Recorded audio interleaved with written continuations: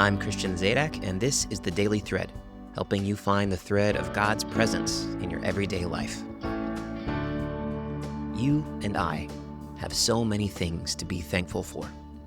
Even today, even in the midst of what is certainly a challenging time in our country, even as we face difficulties and wrestle with loneliness and struggle to find God in the midst of our circumstances, right now, we are blessed. Sometimes we can't help but show gratitude. Other times, gratitude is a choice. It is a mindset we choose to adopt. We can see something negative around us. We don't need to look far to find a problem, and we can let that lead us into a mindset of scarcity and lack and complaint, or we can observe that problem, acknowledge it, bring it to the feet of Jesus, and there find the capacity to thank Him. As someone who regularly leads others in worship, I think about this a lot. There's something so powerful about gathering together, singing to the Lord together. The Holy Spirit doesn't live inside my guitar, waiting to be let out on Sunday morning. He lives in you and in me. And when we unite our hearts in worship, the Spirit moves. It is such a privilege to get to lead people in worship. I count myself very blessed to get to do it. As a musician, people sometimes feel the need to remind me what worship is. You know, Pastor, worship doesn't mean singing songs. They're right, of course. Worship can mean a lot of things. It used to mean literally sacrificing animals and laying offerings on an altar. It still means sacrifice, obedience. It also means drawing near to God, posturing our hearts to soak up the living water.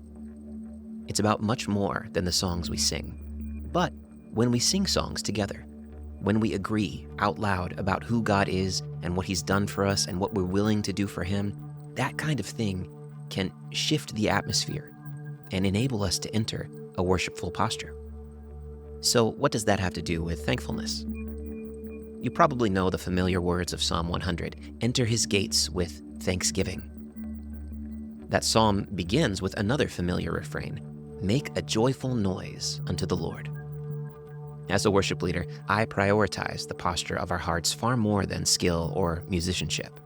I appreciate those things, of course, but excellence is not the point of Sunday morning worship. The point is to posture our hearts before the Lord, to help people enter the space with thanksgiving, to let our songs be filled up with joy. Not everyone shows up pre-filled with joy on a Sunday morning.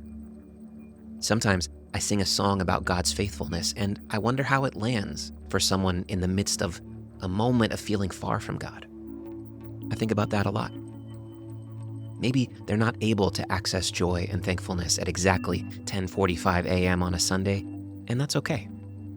But we keep setting the table, laying out opportunities to choose gratitude, to cry out to God, spirit to spirit, like deep calling to deep. Eugene Peterson translates the beginning of Psalm 1 like this: "On your feet now, applaud God, bring a gift of laughter, sing yourselves into His presence." I know worship is about a lot more than singing, but I also know a song can bring us right up to the throne of God. I'm so thankful that we can sing ourselves into His presence.